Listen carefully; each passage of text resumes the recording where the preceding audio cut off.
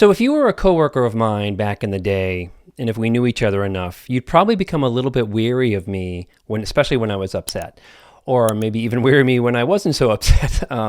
Like on a Monday, I might talk at you for 5 minutes straight about how crappy the weekend was, my roommates are crappy, or catching the bus to work was crappy. Really talking at you. On a Tuesday, I might be, really heavy and dark about the state of life, or my life in general, or life in general. Also, every day would probably be mixed in with complaining and severe hatred for those that I worked for, especially around my coworkers, which kind of gets old because they're just trying to get through their day. And on a Wednesday, I might be so triggered by someone else, I might corner you and dump all my stuff on you without any consent and expect you to be totally on the same page with me and available for me. And on a Thursday, you can kind of see where this is going. A boss might ask me questions about some of the work, and I might overly talk around things in a weird tangential, disassociative way and give way too much unnecessary information to the point that they might need to redirect me back to the original question. At other times, if I felt like I was disappointing you, I would codependently try to make things work from an intense shame-based place. Hope that makes sense. And if there was drama or things said in private, I'd have to know what it was about, and I'd probably be a little bit intrusive with you. So when you think about all that energy I had going on, or what it was like to be my coworker, it's even worse if you were in a relationship with me, because I would do all that stuff there too, especially when I was upset. And I started to have a reputation at work for these things, but also, luckily, I had a good sense of humor mixed in with these things, so it wasn't all people being overwhelmed by me 24/7. So the hard part is, when we hear feedback that we're intense or that we're heavy, we are often confused and ashamed about how we show up in relationships. It can also be new information to us that we can overwhelm others, or that we start to notice that people maybe shy away from us or get quiet around us or avoid us or even shut down around us. That sucks. And it's not good for us and it's not good for them. So this video is going to focus on common childhood trauma behaviors and issues that affect our relationships and how we can start preventing ourselves from going to a certain place with people and potentially overwhelming them. We're going to look at blind spots to name them, and so we can have more control over how we are with people, which would be good. Anytime we feel more control, it's really kind of a source of happiness because we're not triggering ourselves. If you struggle with shame about if you overwhelm others, try to pause that shame while you're watching this video. We really can't learn new things and change our issues if we're being overly hard on ourselves where the shame is running us. So just try to pause it for now. So here goes. I'm going to name some of the issues, and I'm going to list where it comes from in childhood and what to do instead with some brief role plays later, like I'm going to model these. So how I was with a coworker and how I was with friends and people in a relationship are not the only ways that our childhood trauma can strongly impact or overwhelm others with our energy or what we're saying. We can overwhelm others in any of the following ways, and these things are really unique to us. They're unique to our story, and they're one of those oddly specific things to childhood trauma. Keep in mind about someone's vibe if they presented in front of you with any of these. Also think about what it would be like if you got overwhelmed by someone presenting with any of these. You might feel a little bit called out on these, so here goes. So here are some examples of how we can overwhelm others. So bringing intensity to conversations in our interactions, like a consistent pattern of that intensity. Being a bit chaotic or disorganized can overwhelm somebody else. Oversharing our trauma without consent or having an established relationship to kind of go there with others can overwhelm them. Giving someone endless options from an anxious, codependent place can overwhelm somebody or make them shut down a little bit. Being spacey due to dissociation and how what we come across as kind of scattered. Overly advocating for someone else's problems, like saying to someone, your boss needs to be reported right now to HR and call them right now and I'll hold your hand for you. Like, do it. Like, you're kind of forcing the issue on someone. You're not really giving them process or choice, which can make them be a bit overwhelmed and shut down. Another is putting out nonverbal hurt energy or some dark energy, like sort of almost looks like mopiness, in your hopes that someone may kind of read your mind or figure out what's going on with you and try to comfort you. Or a pattern of expressing negativity, like I mentioned earlier, is the only way that you know how to connect. That was definitely me. Inserting ourselves into someone else's activities or their lives. It's like assimilating ourselves into someone's lives, which I'll come back to later. Needing to prove something to others in conversation unnecessarily can overwhelm somebody. We're almost done here. Interpreting questions as accusations or feeling exposed and becoming reactive. Like someone's questions, like I mentioned with that boss, means you're on defense mode, which can overwhelm somebody. Having high expectations of others and not seeing their humanity or just their availability. And assuming closeness without process. Another is monopolizing a conversation can definitely overwhelm people. Last one is constantly exploring or seeking out lying or finding hidden hypocrisy in what people are saying or some cognitive dissonance in friends and relationships or whatever. That can very much overwhelm people. That could be very much be coming from a trauma place. So what might be a couple of things that you do or have done in the past in terms of that list? What might be a couple of things that you see others doing that is very triggering for you? And hard question here, do you have a parent that does any of those? So we can all approach all of those examples as behaviors that we either pick up from our dysfunctional family, or they're like a childhood trauma response that we came up with on our own in response to the abuse, in response to our family. And as a side note, when I say overwhelm, I don't always mean that someone falls apart or gets really activated in front of us or triggered in a big way. Mostly when I say overwhelm, the other person kind of gets drained.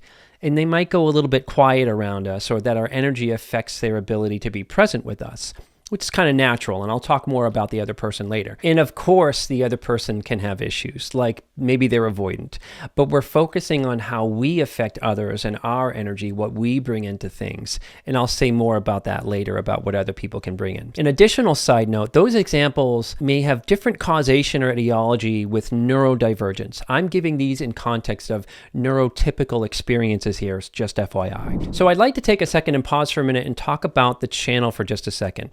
I greatly appreciate your viewership, and I have a hard ask here, which is about 69% of my viewers who watch and comment and take the videos in are actually not subscribed to the channel. Subscribing to the channel greatly supports me in me being able to get this content out to you, and it just takes a second to hit the button if you like this content or you feel it's helpful in your life, and it really helps me. Thank you so much. So back to the program. So how overwhelming others affects our relationships.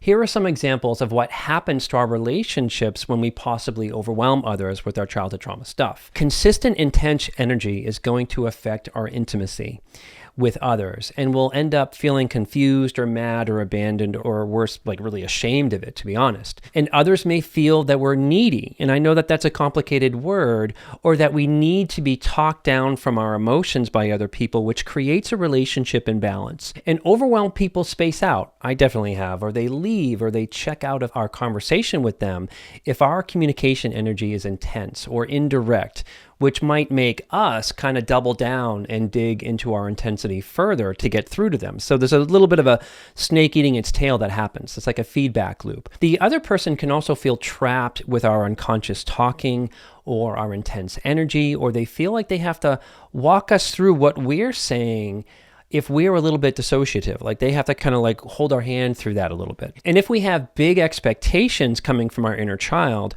our relationships can really become imbalanced, or the other person can become avoidant, and we'll project parental figures onto others, like expecting them to be omnipotent and omnipresent for us, like being highly attentive.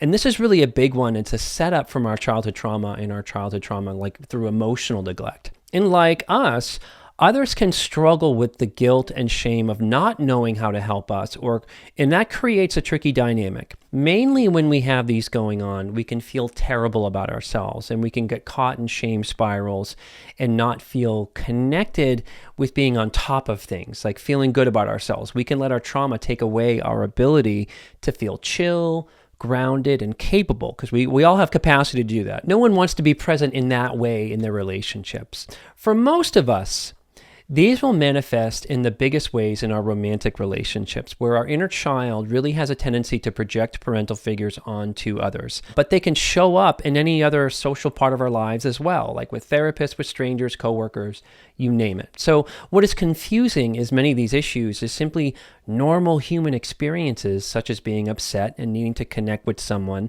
or being a little bit chaotic because you just lost a job or a pet. All that stuff is super appropriate and natural and human. But it's actually these patterns of intensity and stuckness that can help you see that it could be an over-the-top trauma response that's affecting your relationships by overwhelming others. Stick around for my final thoughts where I clarify these if you're feeling a little bit called out or irritated, which is understandable. Related to all that, here are two related childhood trauma reasons why we might have patterns of overwhelming others. The first is what I call the vacuum. So we often grow up in what I call neglect vacuums, where the feedback, the modeling, and parental mirroring in our abusive families is either really off or non-existent. So we grow up and we assume that talking at somebody or showing up with intense energy or people-pleasing is possibly normative because in a way we don't really have a frame of reference otherwise. We're raised in a system that has no idea of the effect it had on others. The system didn't have that, and we're not going to be able to have that fully. That system, our families, can also have taught us our dysfunctional ways to kind of connect. If you feel like you shoot in the dark a lot socially or feel like you didn't get the handbook that others have, it might be due to growing up in such a vacuum. And if we have a deficit of connection and help in our development during childhood, that's going to spill over in our adulthoods, that deficit. It's going to spill out onto others, or it's going to go underground and we're going to avoid connection. And the same as growing up with a deficit of, say, being understood. That's another kind of factor in this. We bring in some energy about needing to be understood. So the vacuum is often about not really knowing where the line is with other people. The second major factor is that we seek a parent in others. Our inner child is often looking for a deep, unconditional parental experience in others, and we want 100% acceptance. We want the other person's presence and understanding and validation by someone. It's not always bad, but it's just how much are we expecting? It's not bad to want those things, but it doesn't really work like that in adulthood. This is really a projection of unmet needs, which I'll talk about later. And as childhood trauma survivors, we are often in an extreme lack of those things growing up, and we try to get them from others in different ways. Raise your hand out there if you were that kid in class that would answer all the questions because you just wanted that sense of connection with the teacher, then feel like kind of like a dork about it. I was definitely that kid. And seeking a parent in others is often about misplaced expectations. You'll know that you struggle with this one if you find yourself rushing or overshooting or even sort of burdening folks that you think that they have the answers. I know I did that a lot, and I hope that that makes sense. So let's categorize these things. Here are types of overwhelming energy. So when I say energy, I mean affect. And affect is how our emotions present themselves in our personhood. Like my affect right now is engaged, maybe a little bit excited, probably a little bit dorky.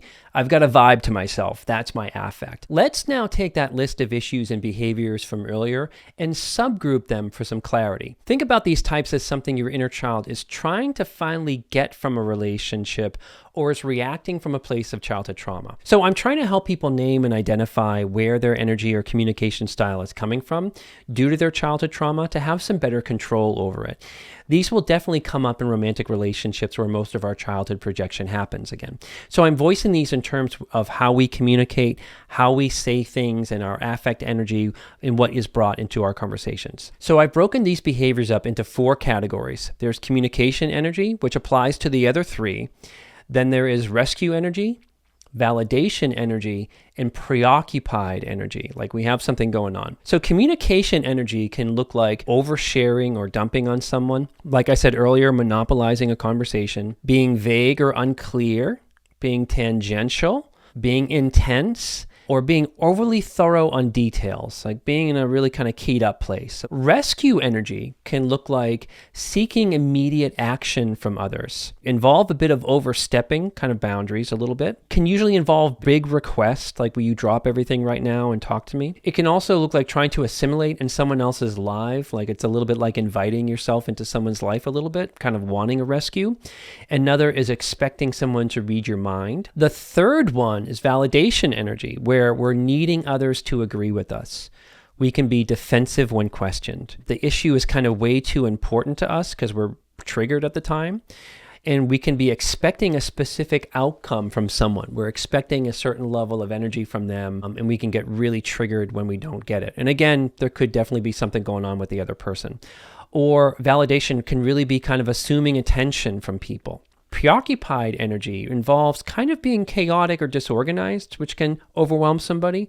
It can be simply struggling with dissociation, can definitely overwhelm someone else. When we're vague, when we're a little bit shut down, when we're really stuck in the upset and we're kind of losing our ability to converse with somebody, or we're really sitting in the freak out and people can kind of pick up on that. We're sitting in that energy. Some kind of underlying factors for all three. Some communication energy can really be projecting perpetrators and or unmet parental needs on somebody.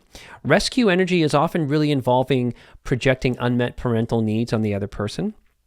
Validation energy can be projecting perpetrators and or projecting unmet parental needs, and preoccupied energy can be about projecting perpetrators as well as unmet parental needs. Lastly, we can be combinations of all three of these. Typically, we're kind of one or the other. It can depend on who we are talking to, how our inner child shows up with them. It might be different in terms of an authority figure than a peer, but they can definitely overlap. It can be definitely different combinations of each one. Now let's get into what each type actually looks like and what to do about them. So let's actually do a couple role plays from each one.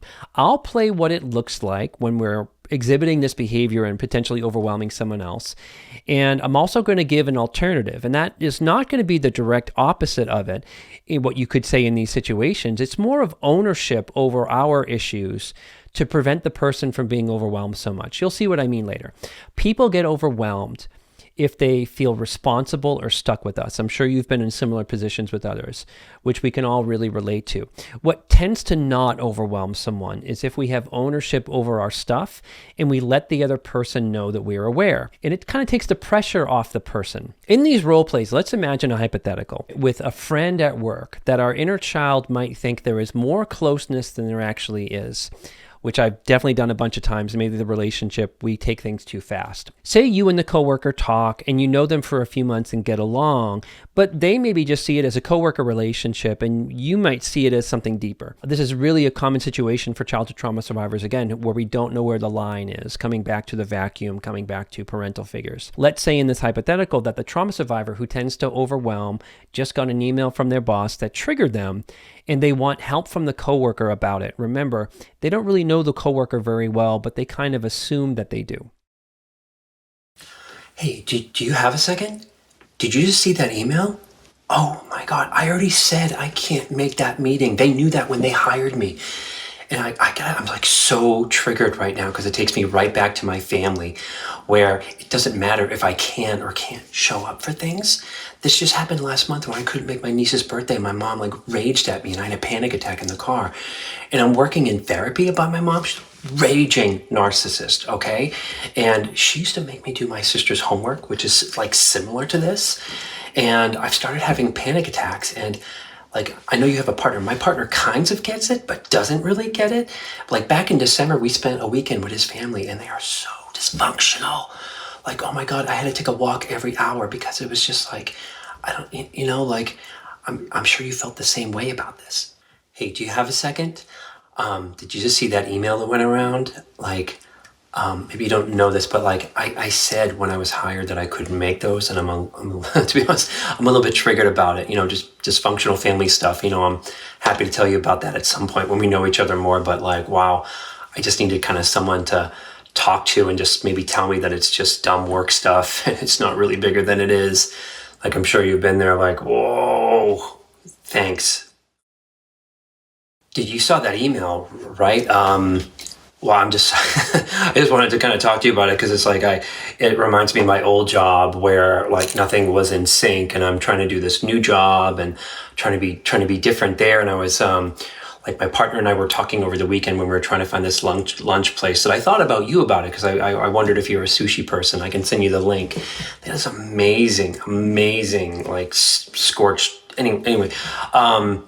So yeah, and it, it's like, I can't make those. And it reminds me of like, when I was in college, there was a professor that I was a double major. So I was studying communication and also like sort of relevant to like what we're doing now. And he was from Dallas, and, we grew up around Fort Worth, Texas. And it's kind of like this in the way that I couldn't really get him to see that I couldn't really kind of do things. And, I remember one time my family, well, it's a separate thing. Did you see that email just now about the meeting? I'm a, I'm a little bit triggered because in a sign of when I'm triggered, I have a hard time putting my thoughts together. So just be like a little bit patient for me. Let me just kind of gather my thoughts.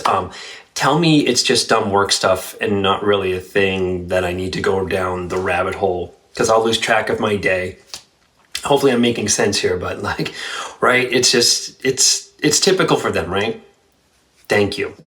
Here are some possible childhood trauma issues that drive our communication style, which might overwhelm others. So, lack of modeling around healthy communication. For example, we might monopolize a conversation because that was what was done at home. Or we might come from a very shut down family or shame-based family, so connecting makes us a bit scattered and glitchy.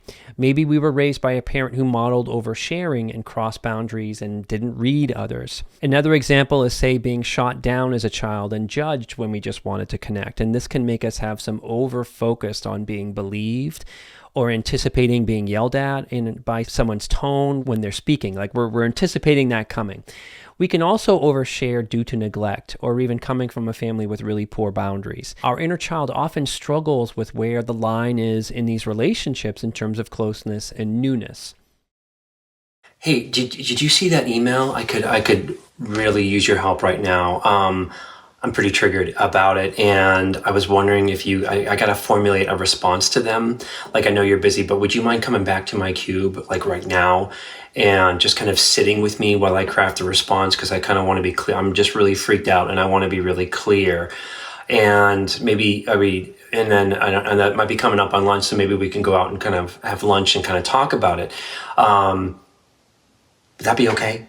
Hey, did you see that email that went out about the meeting? Yeah, like I've told them, like, when they hired me, I couldn't make it. I don't want to bother you if you're really, really busy. I just kind of want to be talked down a little bit, and I can handle this myself. I don't want to be too burdening you with stuff. So, do you have any suggestions on how I should respond, just real quick, and then I'll go back and kind of take care of it? You know them better. Awesome. Thanks. So it happened again. He emailed me, and I'm sure you know, like, I just can't. Like, I can't make that meeting, and he knows that. Oh, you're right. You weren't there when I told her, but it's just like when they hired me back in April, and remember, like, when I didn't get the offer letter. Oh, right. You were hired after me, like, but I just don't know what to do. Like, just like, I'm sure you're like aware of what's going on. Hey, do you have a second? Like, you're probably not aware of everything, and I'm like new here, and I just need a little bit of help.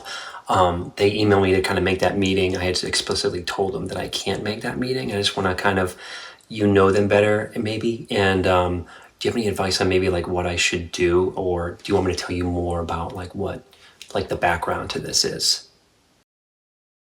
So here are some possible childhood trauma issues that drive having rescue energy and overwhelming others. A big example is actually needing a rescue during your childhood out of the abuse and out of neglect. Spend some time with young children and you'll see just how much they need healthy adults to see and be with them and help them. You'll also see that small children assume their parents know everything about their world when it comes to things like mind reading. Another example, if we were treated a certain way in childhood, we might put all of our energy into providing a rescue for someone else in adulthood. We can overwhelm others by trying to rescue them because we know what it's like to not have a rescue or be long overdue for it. Another example is we can project parents onto others and try to get them to rescue us because in childhood, we try to do things or wish people would notice us.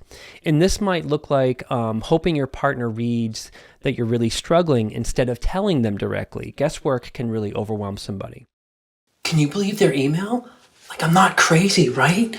Like, I know they're going to fire back some stupid corporate bullshit that it's mandatory or something like that. But I told them, and you were there when I told them, right? No, I shouldn't have to say it again. Why would I do that? Why can't they just do their job and put it in their calendar? Like, they expect us to put it in their calendar. You're not thinking I should kind of go to them, right? Like, I'm not going to do this, right?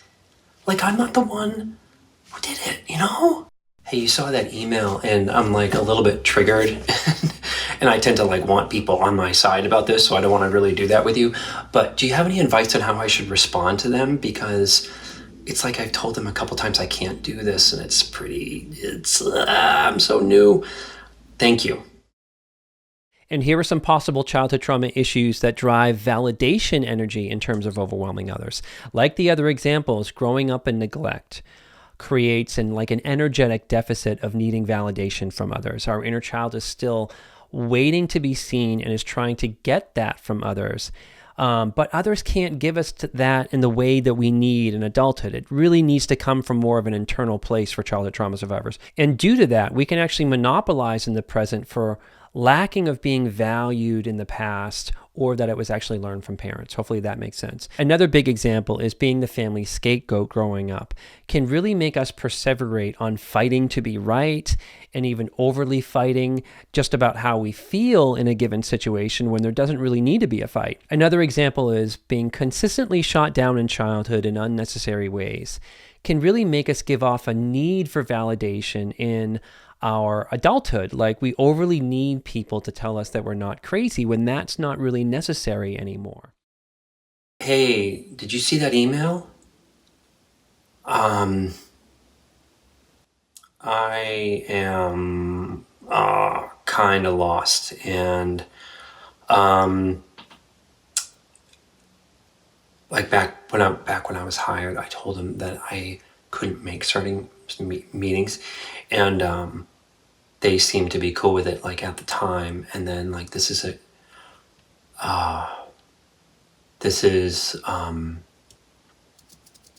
like a big schedule kind of like mix up, and I'd have to change things around, and I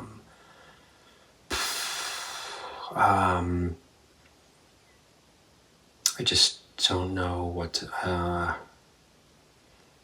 do you have any thoughts? Hey, did you see that email?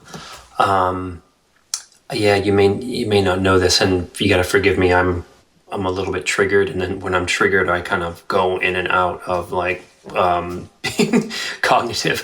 But I'm a little bit lost, and I just kind of want to know if you have any advice, because I don't want to kind of like take up too much time, but I really appreciate it. And lastly, here are some possible childhood trauma issues that drive some preoccupied energy in overwhelming others. If you grew up with shameful secrets, as I mentioned in other videos, that fear and shame can run us, and we might present a little bit unfocused or chaotic. It's like having something going on in the background when we're trying to communicate with others. Or if we developed a freeze response during childhood to abuse, in intense situations, we can struggle to be present in conversations and lose our thoughts and lose our focus and get caught up in a kind of a shame loop, like I mentioned earlier. Now that person knows I don't have it together and think, what do I say? You know, it's really awful. If we grew up where we had to prevent attacks from abusive parents by presenting a certain way, such as our inner child creating intense pressure to nail an exchange with someone to control any potential criticism or control any kind of reaction from them, that pressure can really make us glitchy or preoccupied. It's a lot like holding our breath while trying to talk. And again, there can be many reasons for all of these, and I'm giving them kind of in general ways, and it's really helpful to start thinking about the origins of this stuff for yourself and work with your inner child on them. And speaking to that, if you want to do some work on that, in the description of this video, I've included some journal prompts to work with your inner child on overwhelming others. You can just copy and paste them and use them. In my monthly healing community, I give out these journal prompts on a weekly basis for continued work and reparenting the inner child, and you can find that in the bubble in the top right of your screen. Potentially it might be a wait list right now, but usually it opens up every 3 weeks to a month. So some final thoughts.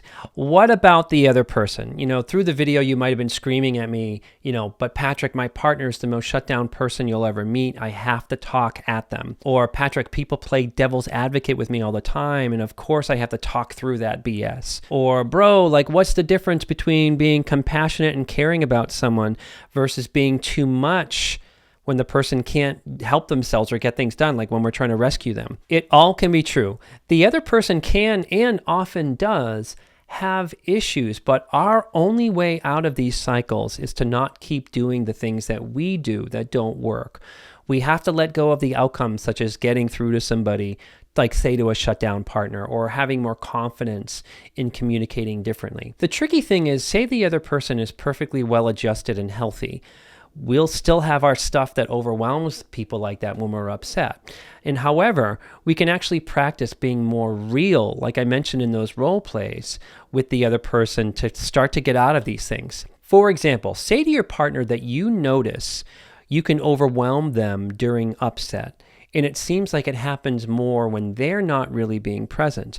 Try to do that from really a non-charged place. Like it's just you're having a casual, non-charged fighting conversation about it, and see where that takes you. Tell a friend who maybe plays devil's advocate with you that you notice that you get more defensive when they seem to give other possibilities, which makes you feel not seen and ashamed.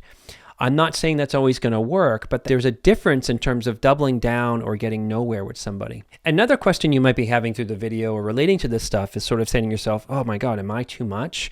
It's kind of impossible through our lives to not be too much sometimes. Try to flip that shame-based question to the idea that you were set up for these reactions and behaviors. When we're asking if we're too much, we're really actually struggling with what our toxic parent or neglectful parent did to us or put us in a certain type of role, not so much about the present relationships. It's really our inner child popping up there. As a little kid, you absolutely weren't too much, but abusive, neglectful, and toxic parents will create those stories that we were too much, that we were extra, when the truth is that they were extremely entitled and irresponsible with their parenting if you went through childhood trauma. So in childhood, we probably got this message that we were too much. And like a panic attack, the more we think about it in the moment, the worse it gets. Am I too much? Am I too much? And if our inner child is reacting or deeply feeling that place of am I too much, it's a good opportunity to do some reparenting work and see if you can prevent some of that self-sabotaging kind of behaviors. And lastly, how I was able to sort of get some feedback and work on the ways that I was overwhelming people is I was sort of in therapy at the time, kind of aware of these things, but I was also in an interpersonal group with healthy people to be able to kind of get some feedback. That's really hard to find, I get it, but I think we need some healthy mirroring from people to kind of correct a lot of this stuff. So I know that this video was a lot. I hope it was helpful to you. I would love to hear your thoughts in the comments, situations, stuff I didn't maybe kind of cover, questions that you might have. And as always, may you be filled with loving kindness. May you be well. May you be peaceful and at ease. And may you be joyous. And I will see you next time.